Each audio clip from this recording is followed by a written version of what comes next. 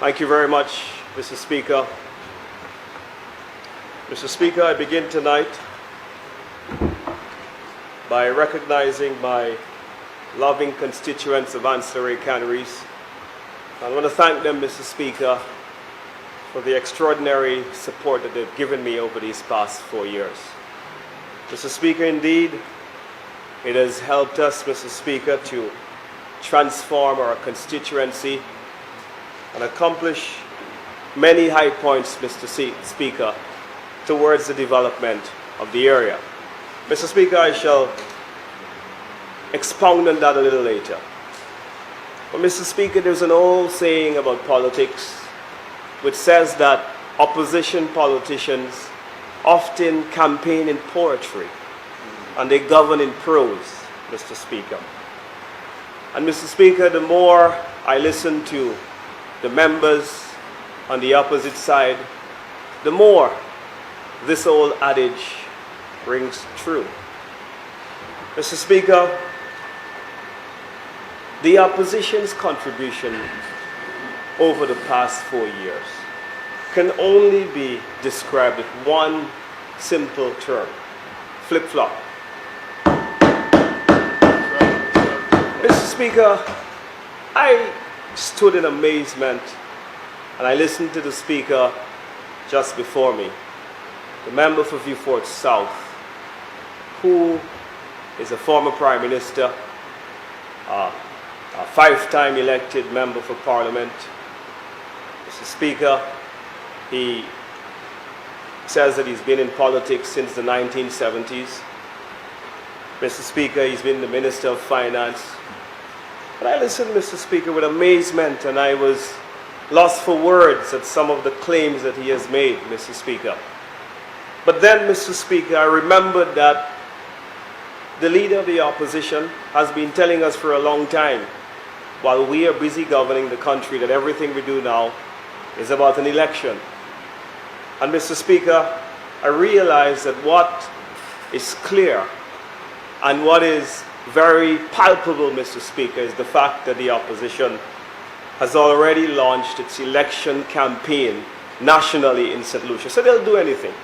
And that has been their DNA, Mr. Speaker. Take, for example, the member for Vieux South cried, Mr. Speaker, for small businesses. And I stood there and I thought, I agree that we should, Mr. Speaker, do everything we can to help small St. Lucian businesses. They're the cornerstone of the economy. This is the way you sustain economic growth. This is the way you develop a place. But Mr. Speaker, it's okay to say that while you're in opposition, but you must mean that while you're in government. And so, Mr. Speaker, I put the question to him: what policies did he implement, Mr. Speaker, within his 15 years as Prime Minister, governing this country, as its Minister of Finance, Mr. Speaker? Twice did he have a 2/3 majority to come to the Parliament and make overhauls, Mr. Speaker, that are transformational to the development of this economy. And so, Mr. Speaker, having failed to do that in government, what did we see him do? Quite the contrary.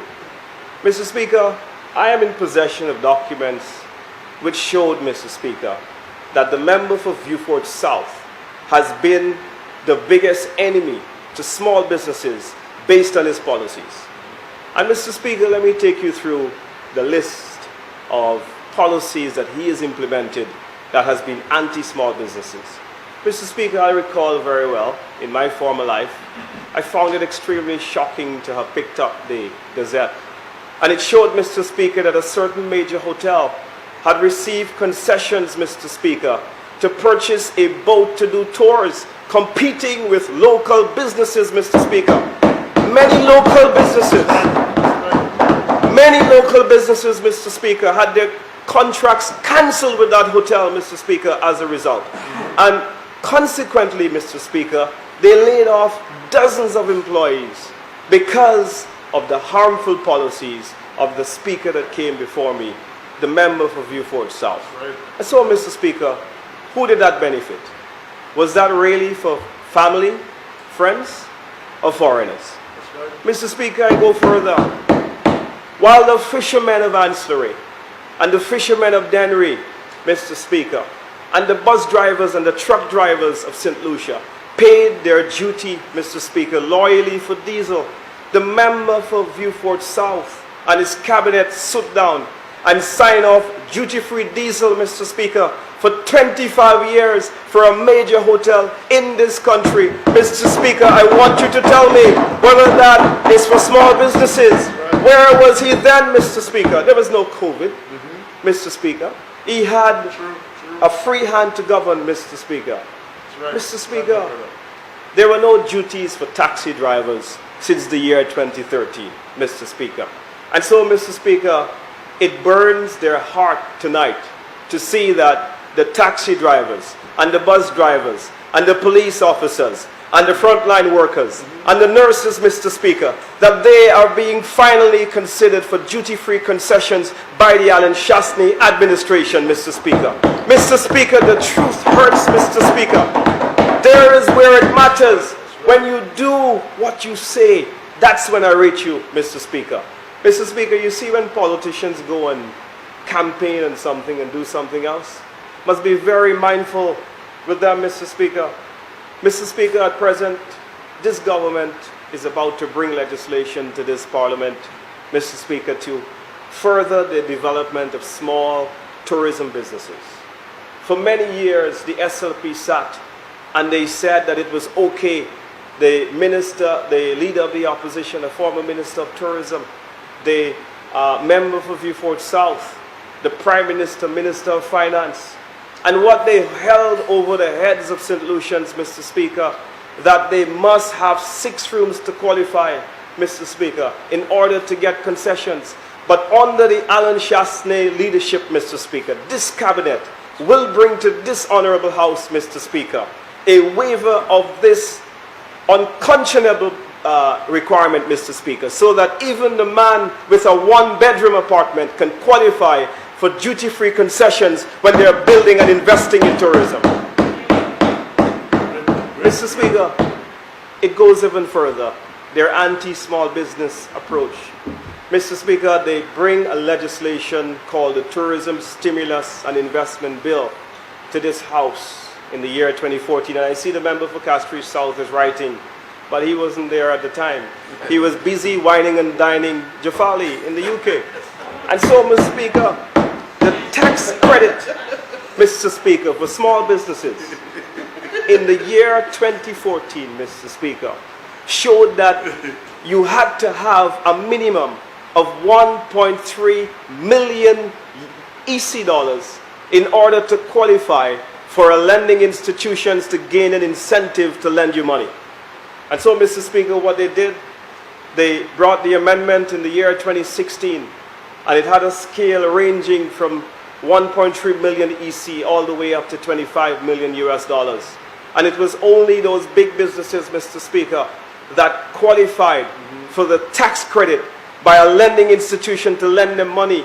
What it made, Mr. Speaker, it made it more difficult for small tourism businesses to be able to afford, Mr. Speaker, to borrow money.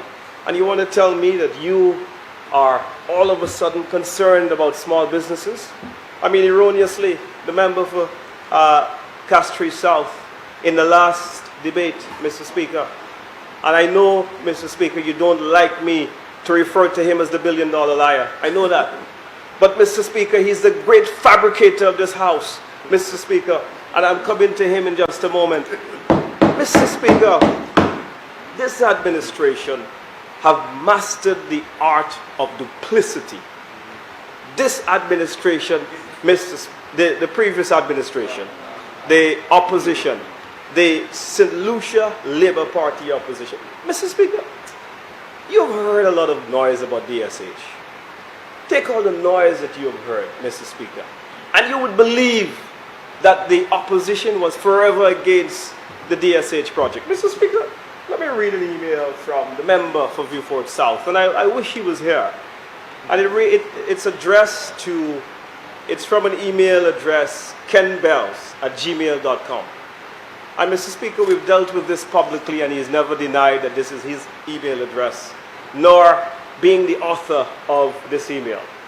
And Mr. Speaker, it says that Dear Theo, he's now writing to Mr. Theo King, the chairman of Desert Star Holdings. He says, this is, Mr. Speaker, the date of the email, February 10th, 2016, just about 4 months before the last general elections. He says, Dear Theo, it was a pleasure to receive your email and note the strong enthusiasm which still exists to make the project a reality. I am touched, he says, Mr. Speaker, by the strength of your commitment. I am also excited by the potential of the project and have instructed my team, Mr. Speaker, listen to this, to find solutions to the disagreements which still exist. I trust that this can be done immediately, Mr. Speaker, 4 months before the general election. He goes on to say, Mr. Speaker, in the same email, he says, Mr. Speaker, of great concern is the requirement to waive sovereign immunity. This is unprecedented and may well require parliamentary approval. He says to do this in an election year is suicidal. However, listen, Mr. Speaker, carefully. However, Mr. Speaker, however, I am sure that our proposed wording can achieve the same interest and not prejudice the project in any way. So, Mr. Speaker, we see that the only thing that stopped him was because we were 4 months from a general elections. But he goes on, Mr. Speaker, in even more glowing terms to the chairman of Desert Star Holdings. Listen to him. He says, Theo, rest assured that I possess an even greater desire to see this project become a reality for so many reasons. And he goes on to say, Mr. Speaker, I will push to the limit, says the member for 54th South. I ask that you consider my thoughts, which I have shared above. Let us find solutions to make this a flag bearer for a sustainable, integrated resort development in the world. Mr. Speaker, does that sound to you like a man who is against the Desert Star Holding project? You know what this whole thing is about, Mr. Speaker? He is afraid of being embarrassed that when the project is finally implemented and completed, that he and his political future will end in the south of Beaufort. And that is the only motivation, Mr. Speaker. That is the only motivation. And it's here, Mr. Speaker, I want him to come back inside and tell me that this email is a lie. Mr. Speaker, I put it before your honorable house. But Mr. Speaker, it doesn't just stop there. The duplicity. The member for Castries South, who is now the Public Relations Director for Range Development, continuously talks about... Mr. Speaker, a point about that. Mr. Speaker, it is one thing for one to masquerade like a clown and whatever else. Under what circumstances, Mr. Speaker? Yeah. Go on. I will still speak. Honorable. So wait. Honorable. But you cannot call me Communications Director for Range. I accept that So, one. but then stop it, Mr. Speaker. You cannot tell me do not object. Stop it. No, you cannot do that. Honorable. I'm not no Communications Director for any... The truth? Honorable, can you turn off your light, please? Honorable Member Ancillary. Not this, that's fine. Honorable Member then yourself. No, I was referring to.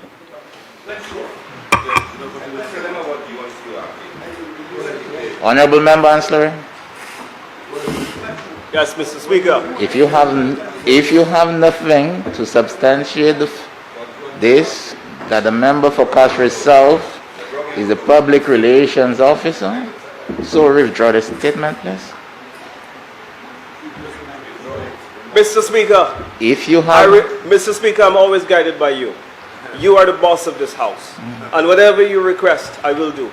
But Mr. Speaker, withdraw. I withdraw the statement. But Mr. Speaker, on countless occasions, the member for Castries South is on record in this house, Mr. Speaker. And check the Hansard, where he has, Mr. Speaker, paraded as if he is the Public Relations Director for Range. And he has spoken, Mr. Speaker, vehemently in support of the Range Development Project. So don't come and pretend like you're not friendly to the people at range. Don't come and pretend. Come on, man. Let's speak straight. Let's tell the people of St. Lucia Mr. Speaker. what is factual. Mr. I will sit down. Speaker, Mr. Speaker, Yes, honorable member. I do not parade. On the point of order, the member is imputing improper motives. I have stood in this house as a parliamentarian and I have asked questions to hold this government accountable. They paid over almost $40 million to range, and the people of St. Lucia need to know why they had to pay it. Standing in this house as an elected member and asking those questions cannot be equated, Mr. Speaker, to be acting as a PRO. Tell the people of St. Lucia why you paid $40 million to range. That's what I... Okay. Continue, Mr. Speaker, Buster. the member Yeah.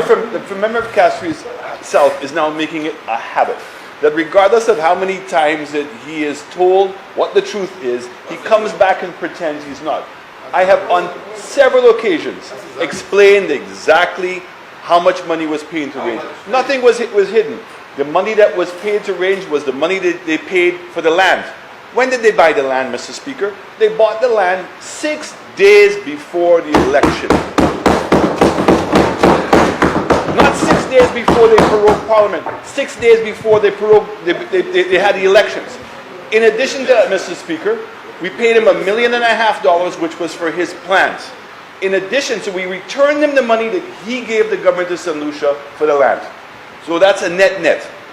We paid him $1.5 million for the drawings that he provided, and we paid him a 10% commission on the CIP passports that he sold to us, which was about $22 million US. So we paid him $2.2 million US. That is the sum total. I'm hoping that the member from Castries South will not continue to dispel these mistruths. That's right. I'm going to document tomorrow. Very well. I will put them tomorrow. And I will put them in the... Member for Ancillary. So, Mr. Speaker. Member for Ancillary. Yes. Just proceed with caution without making any form of allegations or imputing any improper motive on a member for Castries South, neither indicating so, because we have no proof that he is the PR Mr. for Speaker, range. Mr. Continue, Speaker, sir. the member for Castries South has consistently spoken in this House in favor of range. And I can quote him on several occasions, Mr. Speaker, where he has said that range is one of the most reputable developers in St. Lucia, in the Caribbean. He said that they built the Park Hyatt in St. Kitts. He goes on to say that they are developing the Kopinski Hotel in Dominica, and therefore it was St. Lucia's loss that we would have lost such a credible developer. He has said that over and over, Honorable Mr. Member, Speaker. I have no issue, and you can say that forever. Right? And so, Mr. Speaker, that is what a PR executive would say. That's what I'm going to say. Do not equate that Sure. to say that the member is the PR for range. That is what I'm saying. Do not use that to say he's a PR for range. Always guided But you by you, can say Mr. what he has said. Thank you. Always Continue, guided by sir. you. But Mr. Speaker, what is clear, Mr. Speaker? What is clear? What is clear, Mr. Speaker, is that a sweetheart deal was signed 6 days before a general elections, and that cannot be denied. And Mr. Speaker, if he would like, I can make the development agreement a document of the House now. That's right. Mr. Speaker, in that development agreement signed on the 31st of May 2016, it showed, Mr. Speaker, that beachfront land in Black Bay View Fort that is worth some 25 EC dollars per square foot was sold at the value of $2.30 per square foot 6 days before the general elections. Mr. Speaker, you see, when things like that happen, you have to ask yourself, what Mr. Speaker, really on a point went of down? order. Mr. Speaker, on a point of order. On a point of order. Let me have a point of order. Can I proceed? Yes, sir. Let me have If a minister of government is standing in parliament and quoting figures citing the value of land, they need to make those documents available, Mr. Speaker. You cannot stand in parliament, quote valuation of land, and not produce the authoritative documents that show such valuation, Mr. Speaker. Because, Mr. Speaker, I don't have to continue. You know the procedures of the House, and let him correct it. If he's going to quote $25, show the valuation of the land by an accredited valuer that says that. If not, withdraw it. Now you want valuation? If I want valuation. Honorable members, honorable member, please have a seat now. Mr. Speaker, Proceed. I am only warming up, and the opposition is already afraid. Mr. Speaker, I thought that they weren't afraid of small people. But Mr. Speaker, I am only a little man. What was the word y'all say, cockalorum? Right? Mr. Speaker, you see, I can take, Mr. Speaker, a lifetime of the name calling. But St. Lucia cannot take one more day of their dangerous and hazardous policies that are harmful to this country. That's right. So, Mr. Speaker, That's right. That's right. they can call me cockalorum. What else you want to call me? The fact remains that on 6 days before a general elections, when lands are being sold to an investor, Mr. Speaker, at peppercorn prices way below the value of its cost, Mr. Speaker, you have to ask yourself, what really went down? That's right. And you have to ask yourself, Mr. Speaker, 6 days before election. who was paying what? That's right. And so, Mr. Speaker, when they come, you have to ask yourself whether they are singing for their supper, Mr. Speaker. You have to ask yourself, Mr. Speaker, why they couldn't wait 6 days and allow the people of St. Lucia to determine who they would like to govern them. And therefore, Mr. Speaker, what are the terms of the agreement going forward? Those are the questions that we need to ask. And so, Mr. Speaker, it is very dangerous when a country in the middle of a general elections, a prime minister will take the time, so busy, Mr. Speaker, in an elections that was obviously close. But yet, Mr. Speaker, he found it important, Mr. Speaker, to leave the campaign trail and come to sign a development agreement. What could not wait, Mr. Speaker? That is my question to them tonight. But you know, Mr. Speaker, they want to raise all kinds of questions. And they want to talk about everything except those things that matter over their stewardship, Mr. Speaker.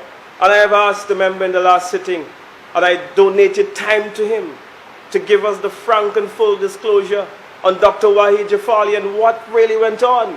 And he, at every given occasion, Mr. Speaker, and I ask him now, he likes to stand and disrupt me. I have about 45 minutes left. I donate to the member for Castries South all this time to tell the people of St. Lucia what really went on in the Jafali affair. The Al Jazeera video, Mr. Speaker, that embarrassed the Caribbean and their CIP programs. Whether that is in fact true, the lawyer for Jafali's ex-wife, Mr. Speaker, made a very damning allegation on that video where he said to the world that if you need diplomatic immunity, all you've got to do is jump on a yacht and go to St. Lucia. That is there. That is the facts. And it wasn't this administration that has placed this country's international reputation at risk like that. It was the SLP administration. And they remain silent. And we need to know. That's right. And so, Mr. Speaker, they say that we keep saying the same things. But if the member could get up and tell us that this is what happened, that XYZ ABC were the issues surrounding the Jafali affair, Mr. Speaker, there'd be no need for anyone to talk about it again because it would have settled the matters. But we don't know. We are simply crying out for answers, Mr. Speaker. And we want to know, Mr. Speaker, we receive a big lecture from the member for Viewfort South tonight. You would have sworn, Mr. Speaker, that he was back at the campus. And he told us all the laws that had to be reviewed and all that will be repealed and what is wrong with this piece of legislation. But yet, Mr. Speaker, the worst legal deal that was signed in the history of this country was Rochamel. And he was a constitutional lawyer. And so, Mr. Speaker, I have to ask myself, do they really believe in the things that they say? Mr. Speaker, I know you are a man that is a former member of the judiciary, and I know that you appreciate your law. Mr. Speaker, you mean to tell me a constitutional lawyer does not know that the Governor General is the one who should sign any agreements pertaining to oil development in St. Lucia, drilling for oil? You mean to tell me, Mr. Speaker, if you're going to lease your seabed, you don't know that the Governor General is the one who should sign over such matters? But yet, Mr. Speaker, he comes to this house and pretend like he knows, and he knows, and he knows. But when, Mr. Speaker, they have to talk about the things that concern them, they don't. The Sandals withholding tax matter brought up by the member for Dennery North. Not you, you would never say that. Dennery North. And said, Mr. Speaker, that we have given away $24 million. Now I put it, Mr. Speaker, through you, to the member for Viewfort South. Sandals has gone out, Mr. Speaker, a reputable company, and they have said publicly, without any privileges. And so he had the option to sue them. They said that he promised their tax consultant, Mr. Speaker, to address the dispute that existed between themselves and the Inland Revenue Department. Mr. Speaker, I ask him tonight through you. I ask him tonight through you, Mr. Speaker, why didn't he sue Sandals if they had defamed him, Mr. Speaker? But you see, for political purposes, they will continue to mislead and try to fool the people of St. Lucia. And Mr. Speaker, when I sit here, I get very disappointed because I believe that men that have held high offices should have known better, should set a better example, Mr. Speaker, and should, Mr. Speaker, do right by the people of St. Lucia. Mr. Speaker, as I talk about duplicity, I have a story in my own constituency in the elections, Mr. Speaker, of 2011, when the member for Viewfort North was the then political leader of the UWP. Mr. Speaker, the member for, I know what I'm saying, Castries North, the member for Viewfort South told the people of Ancillary that he agrees and he admits that he is guilty of neglecting them. And he said to them, Mr. Speaker, that he would have made them a promise that he would make Ancillary Canaries his adopted child, in his own words. And I quote him tonight. And then he goes on to say, Mr. Speaker, that if they elected Dr. Long, who was a former member of this house, that he would see to it, Mr. Speaker, that they would have been redeemed of all of the wrongs of the past, Mr. Speaker, was how he explained it. Mr. Speaker, we all know what happened. As much as we were bluffed tonight, that is what the people of Ancillary got a bluff. Mr. Speaker, Dr. Long could not even command a place in his cabinet. When the cabinet was named, Mr. Speaker, the people of Ancillary did not have a proper representative to sit at the cabinet, Mr. Speaker, and make, Mr. Speaker, representation on behalf of their issues. But you see, Mr. Speaker, here we are, governing this country, doing what small countries have to do, Mr. Speaker. Make sure that in this era of a very complex global geopolitical environment, that we dance between the raindrops, Mr. Speaker, knowing fully well that we are vulnerable to external shocks, Mr. Speaker. And in this global pandemic, Mr. Speaker, we have to dance between the raindrops. And we have to make sure, Mr. Speaker, that in times of uncertainty, that we, Mr. Speaker, do our very best to ensure that St. Lucia comes out strong. But speaking of dancing, Mr. Speaker, I heard an offer was made to tango tonight. Mr. Speaker, could you imagine the member who made that offer dancing on a crowded dance floor? I leave that for your imagination. Mr. Speaker, we must be real about where we are in life, Mr. Speaker. We must be real, Mr. Speaker, about where we are in life, Mr. Speaker. before we go inviting people to tango. So, Mr. Speaker, the NIC, Mr. Speaker, the NIC, Mr. Speaker, was unfortunately tonight brought into the mix. And it was so shameful, Mr. Speaker. Mr. Speaker, what we have done in this House is unprecedented. When we came and we amended the NIC Act to allow hundreds and thousands of displaced workers, Mr. Speaker, who have lost their jobs through tourism and other sectors, and who are NIC contributors.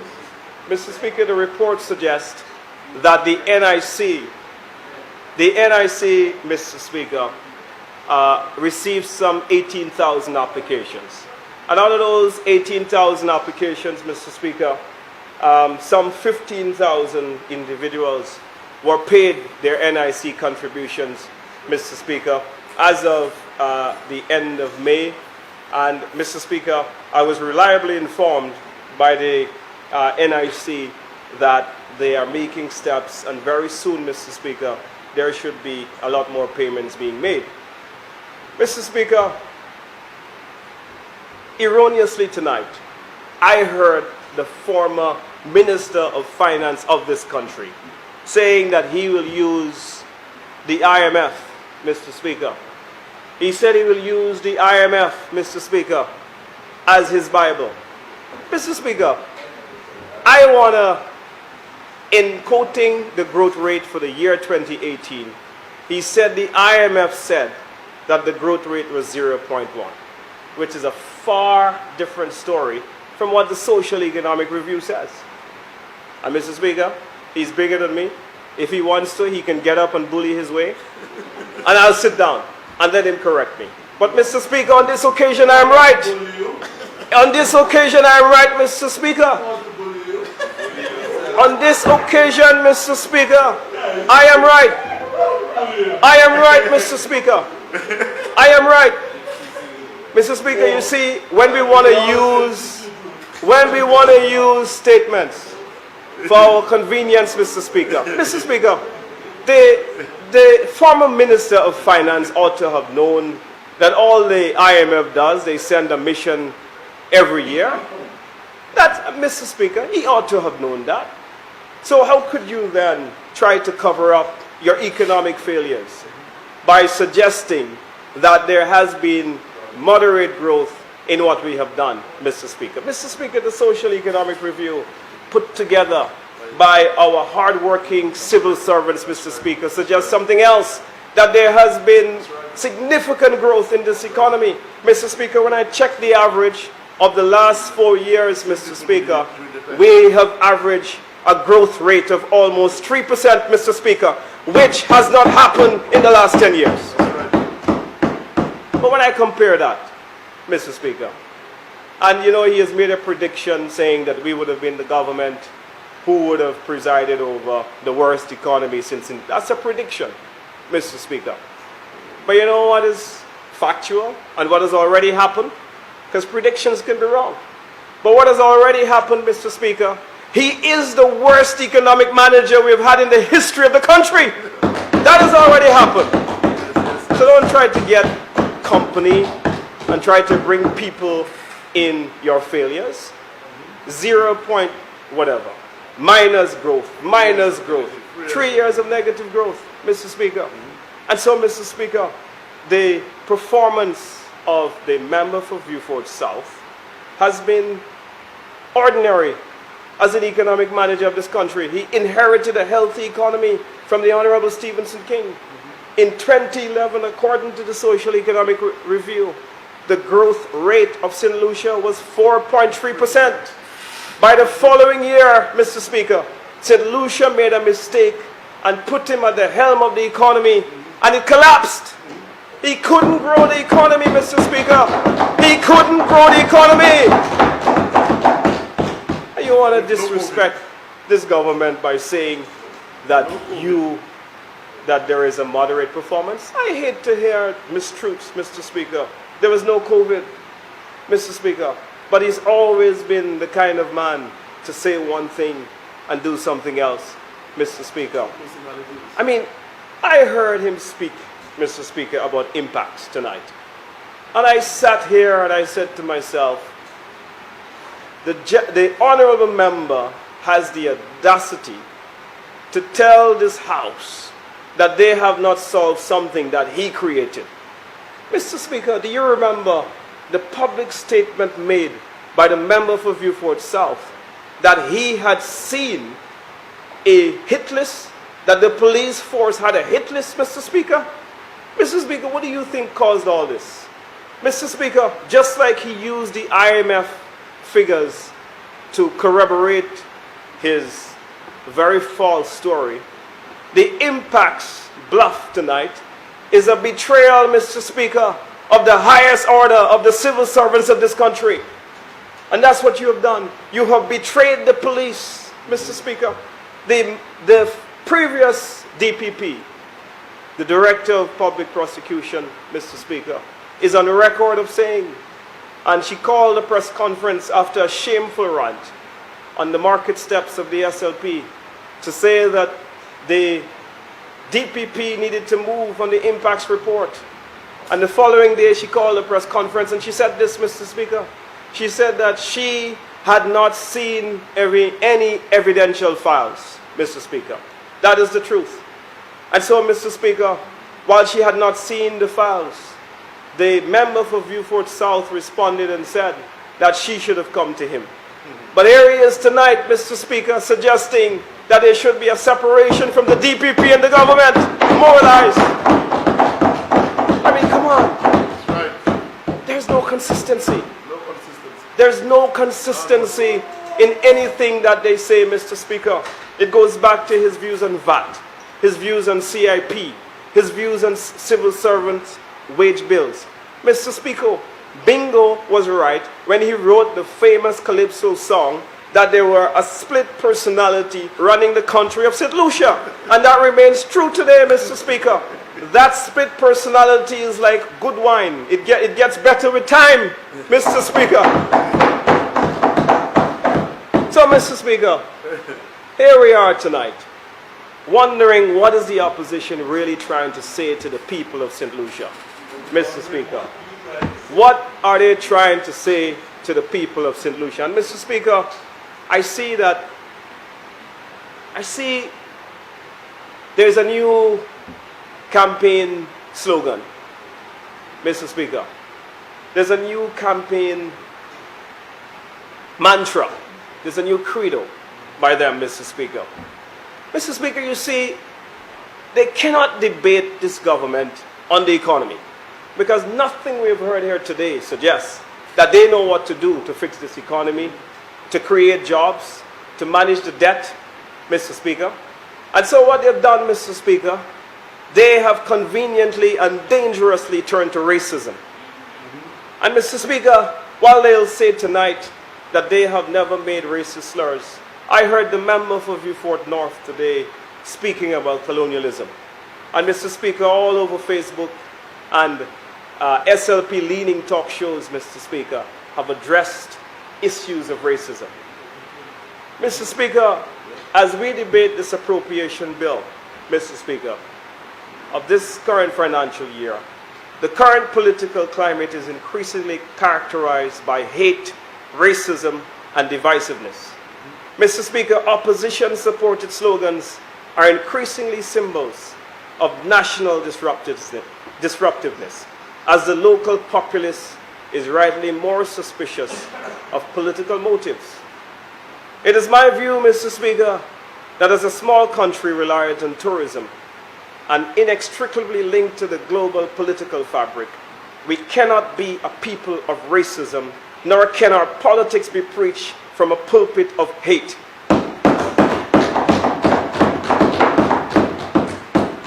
Mr. Speaker, it makes us more polarized as a nation and duplicitous, Mr. Speaker, in this ever-changing and increasingly global village. Mr. Speaker, these signals of hate violates the very principles of the civil rights movement that they profess to emulate, Mr. Speaker. Mr. Speaker, it is a shame that some have quoted Dr. Martin Luther King, the leader of the civil rights movement of the 60s, Mr. Speaker. Mr. Speaker, in his dream, Mr. Speaker, Dr. King made it clear that his was a dream motivated by a day when his 4 children would live in a nation where they would be judged by the content of their character and not by the color of their skin.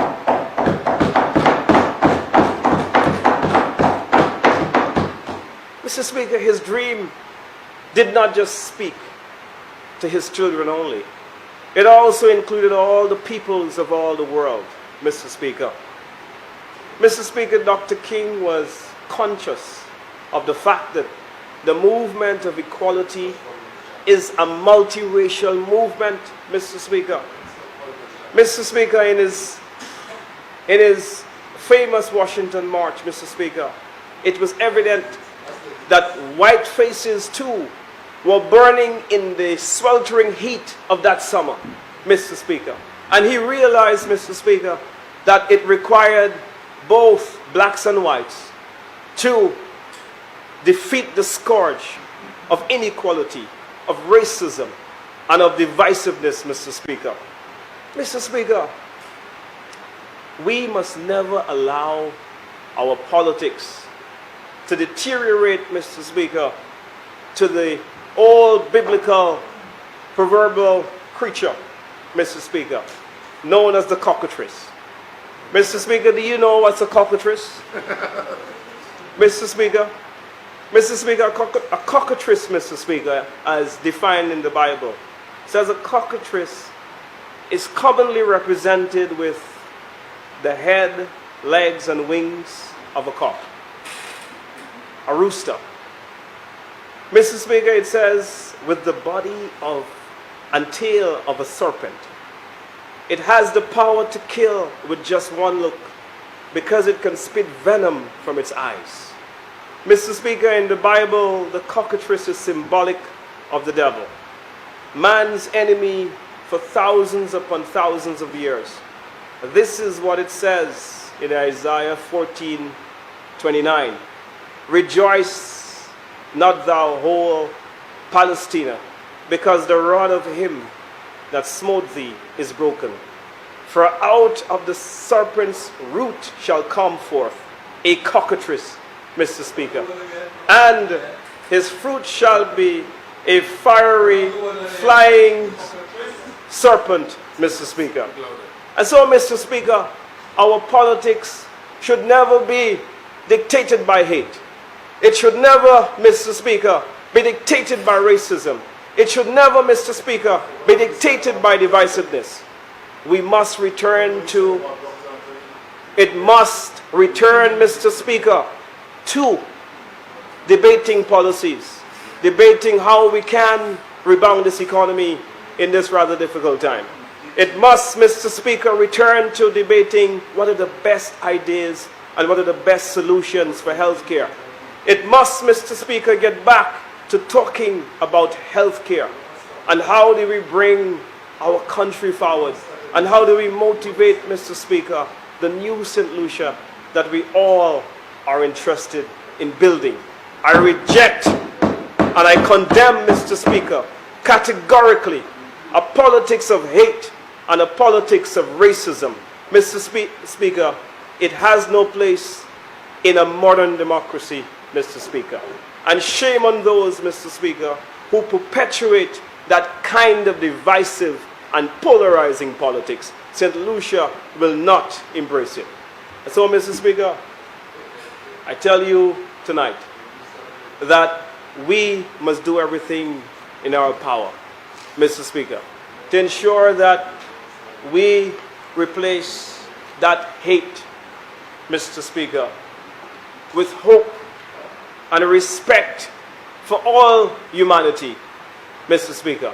We must ensure, Mr. Speaker, that while we debate our issues vigorously, that we, Mr. Speaker, must ensure we motivate our country towards a better moral plane. Mr. Speaker, I want to talk a little bit, with your permission, about, you know,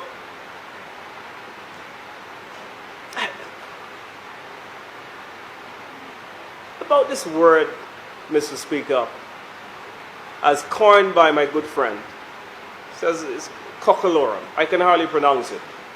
But Mr. Speaker, what's ironic about the term cockalorum, which seeks to prejudice against a small man, is that it comes from a man whose political future and whose political fortunes has been bloated by the genius of a small man. Because had it not been for George Charles, Mr. Speaker, he would not exist today. And so Mr. Speaker, I mean, I love, Mr. Speaker, I love Mr. Speaker. Peacock, I do. You can tell. That's all I've done. I have lived, Mr. Speaker, in a house with brothers. But Mr. Speaker, to suggest that when I become his age, that I will get to his size, Mr. Speaker, that is a big dream. Mr. Speaker, for I will have to stuff myself like a pig to get to that size. And I will have to divert from my healthy dieting, Mr. Speaker, to reach such gigantic proportions. Mr. Speaker, I come here tonight and I tell you, they can call me what they want. I will speak more passionately about the issues. They cannot shut me up, Mr. Speaker, and I will not stay quiet because, Mr. Speaker, what we do have here on this side, and I reiterate, Mr. Speaker, we have a group of men who are spent political forces. When I call the member for Viewfort South a spent political force, that's what caused the venom. Come and defend your track record. Show us what you have done for St. Lucia. Tell us how you have taken St. Lucia with a 16-1 majority and a 14-3 majority. Twice the people of St. Lucia elected you. You had the best opportunity that has ever been given to a politician, and you squandered it. And that is the fact of life. And you know, Mr. Speaker, the member for Choiseul, for Soufrière, was right when he said that the member for Castries East had cause to be concerned.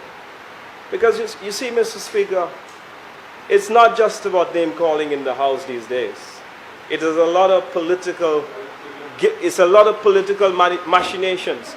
And so, Mr. Speaker, you see, Mr. Speaker, I understand fully well why the member for Castries East need to concentrate on the leadership with one eye, and at the same time, Mr. Speaker, look over his shoulder with the other eye, because he doesn't know, Mr. Speaker, what's being planned.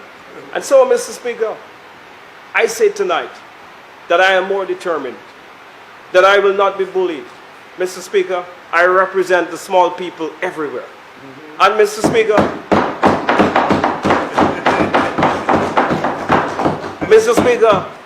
I will take the opportunity to recite a phrase that my grandmother always told me. Petit corps, pas maladie. Honorable member. So, Mr. Speaker, Mr. Speaker, Mr. Speaker, Mr. Speaker, Mr. Speaker.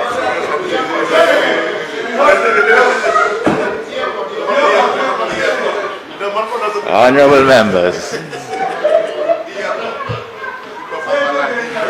Honorable Member Anslery, you have 15 minutes in which to complete your presentation.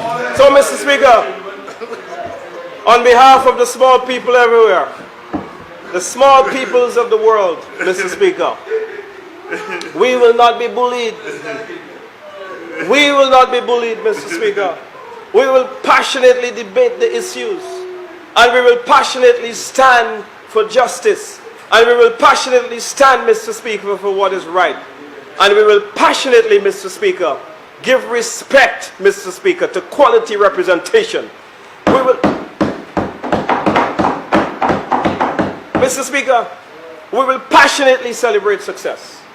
And we will passionately denounce, Mr. Speaker, And Mr. Speaker, we will ensure that those men that have come, Mr. Speaker, and lie to us, and fabricate, Mr. Speaker, is the word that you prefer, that we will ensure, Mr. Speaker, that they are called out. Mr. Speaker, I have tonight about 40 slides that I would like to share with you in the constituency of Ancillary Canneries, where, Mr. Speaker, under the leadership of the Alan Chasney government, that the constituency is finally beginning to see a transformation.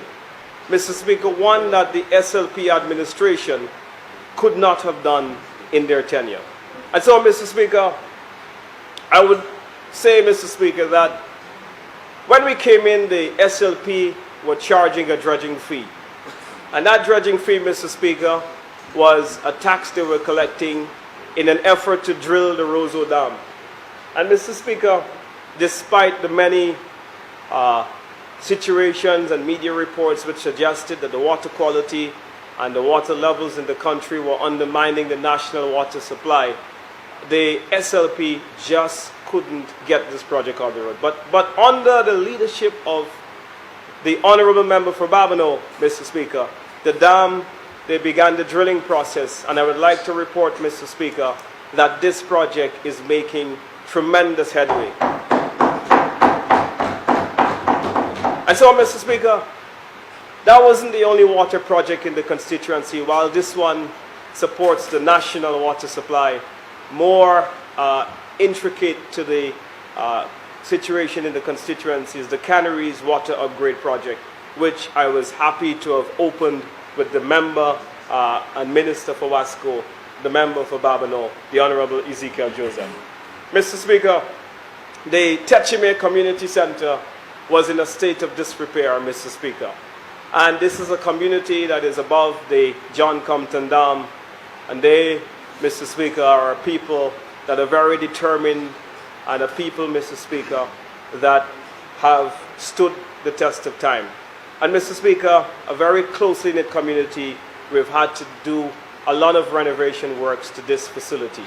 Mr. Speaker, when I took office, the Millet Community Center was closed for 11 years.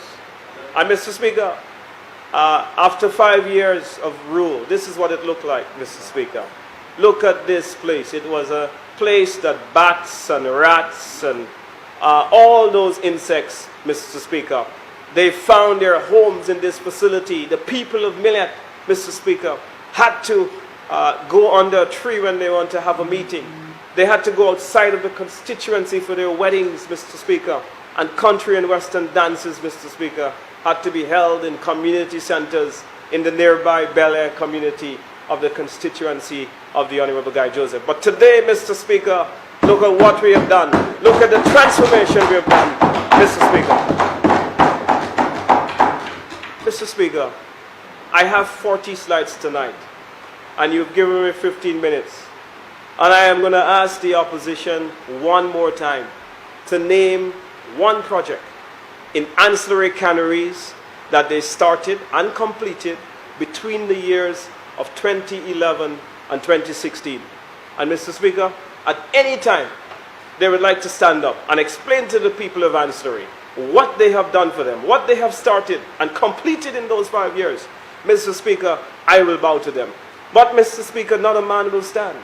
Everyone will sit quietly, Mr. Speaker, because you know the answer to that question? 0 projects.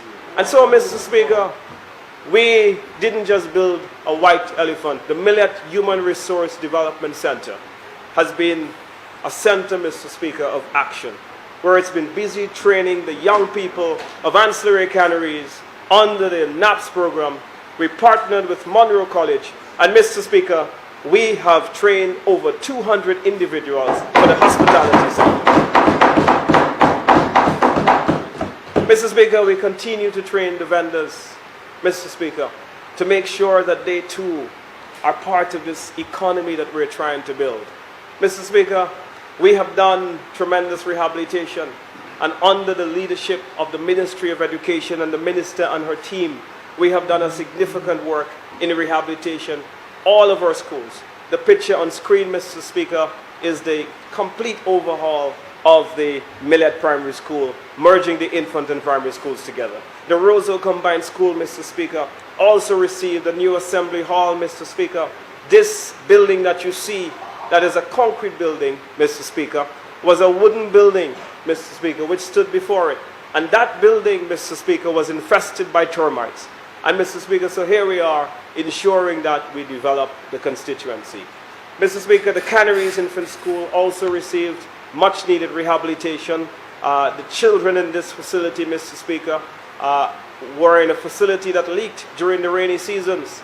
And so, Mr. Speaker, what we had to do was end that era where teachers were putting buckets to catch water.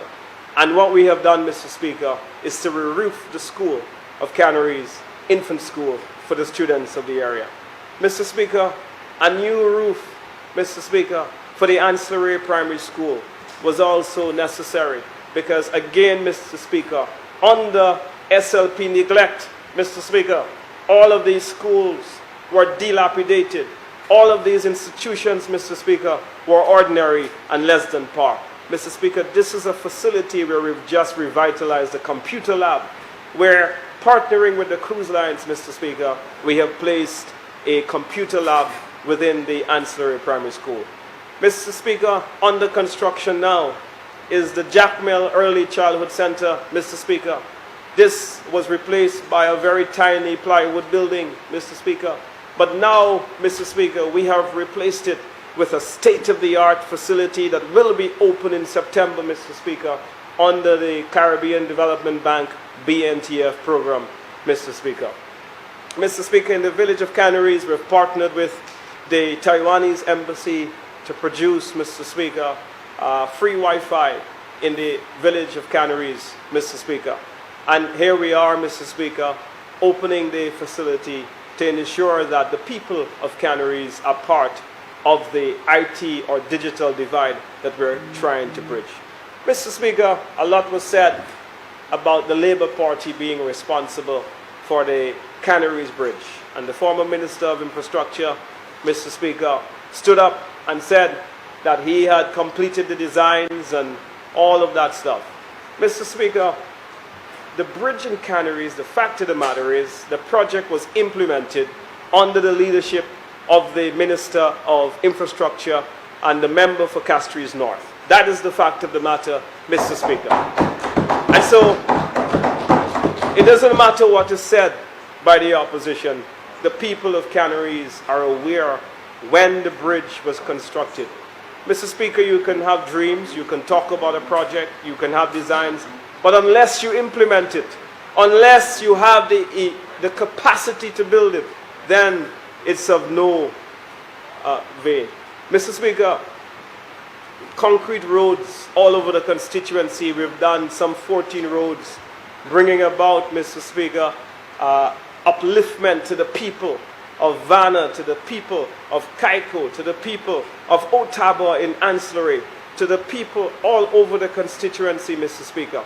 Mr. Speaker, in Munda, where we have done a concrete road, Mr. Speaker, the people had a peculiar story where they had to, Mr. Speaker, go to the city of Castries, and they carried 2 pairs of shoes, Mr. Speaker. One to come from their homes to the roadside to take the buses, and another, Mr. Speaker, to take the buses to board the city of Castries. And so, Mr. Speaker, we've had to do this all over the constituency, in Jackmel, in Montciso, in a lot of the areas, Mr. Speaker. Mr. Speaker, when we assumed office in 2016, the Roseau to Vanna Road was a swimming pool. Mr. Speaker, the potholes were so big that when the buses went into the road, Mr. Speaker, they damaged their suspension. Mr. Speaker, as a result, a lot of the bus drivers refused to take the good people of Munda to their homes, Mr. Speaker. And this, Mr. Speaker, followed a number of efforts by the previous administration to patch the road. And so, Mr. Speaker, when we came in, I'm very thankful to the support I received from the Minister of Finance and also the Minister of Infrastructure to ensure that we didn't only fix the road, but Mr. Speaker, we ripped it completely apart and we totally constructed it brand new. And that is what we're doing, Mr. Speaker, to a lot of the road development works that are taking place all over St. Lucia. Mr. Speaker, road is being constructed now in the community of Blackstone, Mr. Speaker. As you go around the U-shaped road by the Catholic Church, Mr. Speaker, that road is totally under construction, and I have been promised by the member for Castries North and the Minister for Infrastructure, who assures me that he's in a generous mood tonight, that he will be helping and assisting to do the road that goes to the cemetery in the Jackmel area. Mr. Speaker, I am also saying to you, Mr. Speaker, that the Canaries ICT Center was opened under this government. The previous administration rented a facility for many years, Mr. Speaker. They paid rent, Mr. Speaker, but never had the audacity to open the facility, never had any capacity. And so, Mr. Speaker, I'm very pleased to see that the people of Canaries, as of a year and a half ago, started enjoying their ICT facility. Mr. Speaker, the Ancillary Health Center. This is a project, Mr. Speaker. I remember about 1 week before the general elections, the member for Vieux-Fort South came to the constituency with his Minister of Health. And they hurriedly, Mr. Speaker, did what is called a groundbreaking ceremony. Because, Mr. Speaker, at that time they had nothing to show the people of Ancillary. At that time, they themselves had admitted that they had neglected the people. And so, Mr. Speaker, it is just like naming the Owen King EU Hospital without opening it. So they went and they presented the 3D drawings and they said, we're going to build you a new health center.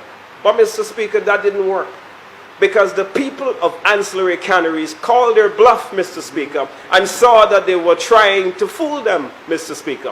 And so what did they do? What did they do, Mr. Speaker? They overwhelmingly voted them out in place of the United Workers' Party. And so today, Mr. Speaker, true to our promise to the people of Ancillary Canaries, look at what we're doing. We are building a state-of-the-art health center, Mr. Speaker, for the people of Ancillary, and this project comes to an end, Mr. Speaker, at the end of the year.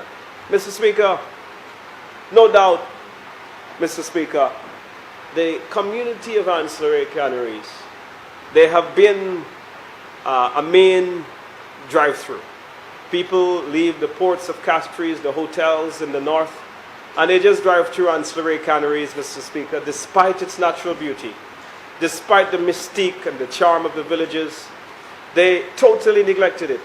And the SLP had instituted no policy to grow tourism in the area, Mr. Speaker. And so, Mr. Speaker, what we were able to do is we created history by first starting with the events, Mr. Speaker. And so, Mr. Speaker, for every year that we've had the St. Lucia Jazz Festival since 2016, we have had, Mr. Speaker, the West Coast Jazz for the people of Ancillary. Mr. Speaker, in the same year, we did the very same thing with the Atlantic Rally for Cruisers, Mr. Speaker, when we ensured, Mr. Speaker, that the people of Ancillary Canaries too can benefit from the economic opportunities that are available from events such as the Atlantic Rally for Cruisers, Mr. Speaker. And so, Mr. Speaker, we have held a number of events, Mr. Speaker, including boxing with the Boxing Association. We've even brought the well-known Burning Flames band, Mr. Speaker, to assist and to help to revitalize the ailing Ancillary fish fry. But, Mr. Speaker, we are here, Mr. Speaker, ensuring that all of our constituents are recognized at every level, whether they are vendors, whether they are taxi drivers, whether they are farmers, Mr. Speaker. We have been doing well by them to ensure that we recognize them for their sterling efforts towards the development of the Constitution. Mr. Speaker, tourism, while it played a significant role in St. Lucia, Mr. Speaker, the people of ancillary canneries never had the opportunity to benefit sufficiently. And the member for Castries East who said that he was the best minister of tourism. And Mr. Speaker, I'm not going to get into that argument with him. But what I'm going to say, Mr. Speaker, is that I'm very proud that together in working with my constituency, we were able to open, Mr. Speaker, the first real sustainable tourism initiative of note. And Mr. Speaker, the picture on the screen is the Toulager Beach, Mr. Speaker, in Ottawa and Surrey. And Mr. Speaker, in the first year of operation, what we have seen, Mr. Speaker, is some 4,000 cruise ship passengers visiting this beautiful spot, Mr. Speaker, for the first time in the history of the constituency. Mr. Speaker, we are not just stopping there, because, Mr. Speaker, I will come to the signature project in just a moment.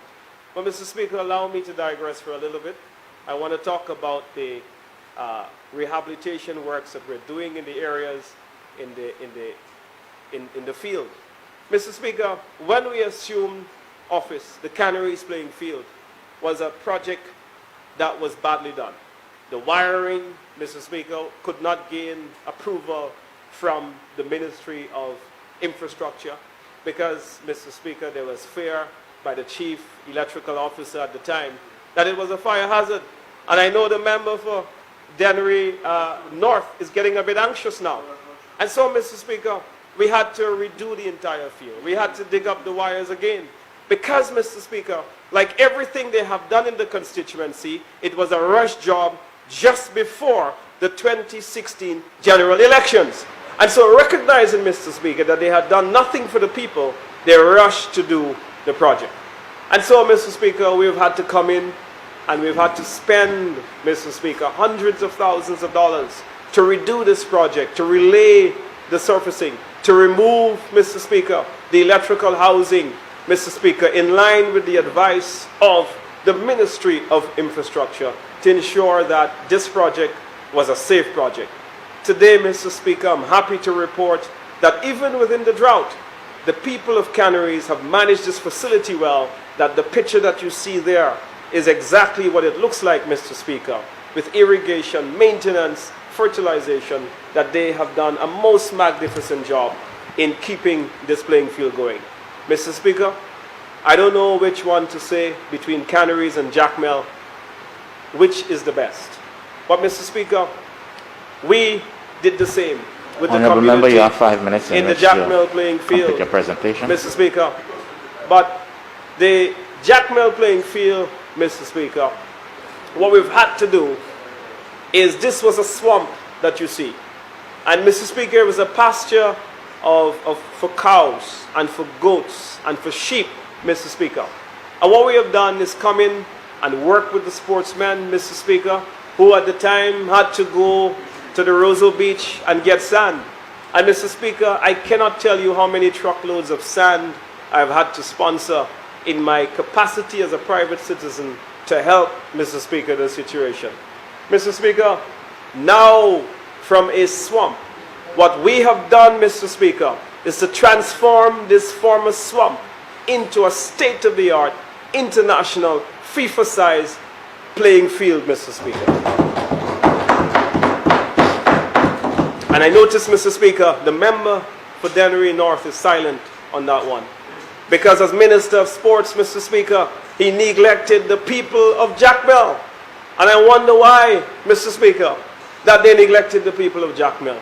I wonder why, Mr. Speaker, they didn't spend any of the money from the national lotteries, Mr. Speaker, to ensure that the people of Jacmel had a playing field that they deserve, Mr. Speaker. Mr. Speaker, the people of Millet has produced some of the best cricketers this country has seen, Mr. Speaker. Johnson Charles, Aaron Donovan, Aline Donovan, Mr. Speaker. Mr. Speaker, the list is long. Esau Gabriel, and a whole host of cricketers that have come from the community of Millet. But yet, the people of Millet, Mr. Speaker, had the worst playing field in St. Lucia. And the member for Dennery North says that he has been one of the best ministers of sports this country has seen. Mr. Speaker, there was no difference between the playing field and the banana plantation next to the playing field. But Mr. Speaker, in honor of the sportsmen of Millet, this is what we have done, Mr. Speaker. We have taken action, and today, Mr. Speaker, we are almost completed, just like we have done with Jackmel, to ensure that the Vanna playing field becomes one of the best playing fields in St. Lucia. And so, Mr. Honourable Member, you Speaker, should be wrapping up. the people of ancillary canneries, Mr. Speaker, is not left out of various projects that we have for them. Mr. Speaker, I want to turn my attention to the village tourism project in ancillary at this point. Mr. Speaker, currently before the DCA is a transformational project for the community of ancillary. And Mr. Speaker, that project is going to consist of a number of things, Mr. Speaker. It will consist, Mr. Speaker, of a mini hotel in the location of the old police station. It's going to consist, Mr. Speaker, of totally refurbishing and overhauling the waterfront of ancillary, where we will build, Mr. Speaker, a restaurant, Mr. Speaker, targeting the yachting sector. Mr. Speaker, we will build no less than 20 moorings, Mr. Speaker. And Mr. Speaker, the old fish fry building will be given the attention that it deserves. We will, Mr. Speaker, completely demolish and rebuild this facility. Mr. Speaker, the square of ancillary will receive the much needed attention that it deserves, Mr. Speaker. Mr. Speaker, such a beautiful village, such a beautiful people, and such a beautiful community have been neglected by the St. Lucia Labour Party. But Mr. Speaker, I make a pledge before you, Mr. Speaker. Before this honourable House, I say to you that before the end of the year, Mr. Speaker, we will cut the ribbon to open the transformational project for the people of ancillary, Mr. Speaker.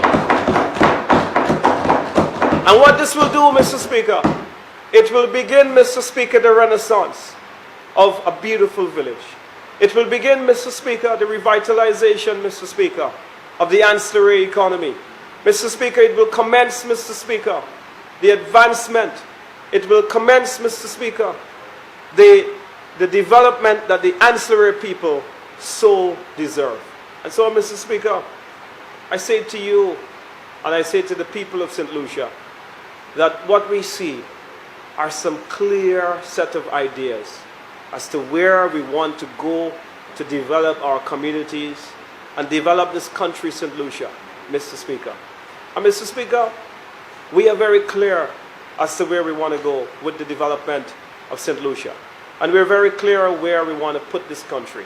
We're very clear, Mr. Speaker, how we're going to rebuild this economy, how we will reopen back tourism, how we will, Mr. Speaker, ensure that the number one industry, the bedrock, the cornerstone of our economy will come back under sound leadership led by the Alan Shastney administration. Mr. Speaker, we will return this economy to its former glory. Mr. Speaker, the job unemployment rate was at 16.8%. And the member for Castries East erroneously suggested that because the labor force had declined by 3,000 people, that somehow that undermined the 16.8%. But Mr. Speaker, I tell you tonight... Member? Thank you, Mr. Speaker. Wrapping up. And so, Mr. Speaker, I say to him that in the year 2014, the unemployment rate was 24.4% with a total job force of 98,000 people. Mr. Speaker, we will recover this economy post-COVID with the same confidence, with the same capacity that we have managed COVID, that we can boast today, Mr. Speaker, that we are 0 cases, Mr. Speaker, that all of our cases have recovered, that we will return this economy to its former glory and put this economy back to work. The people of St. Lucia should be glad that it is not the SLP administration that is Honorable. in power, because the famine will be perpetuated for many years to come. I thank you, Mr. Speaker.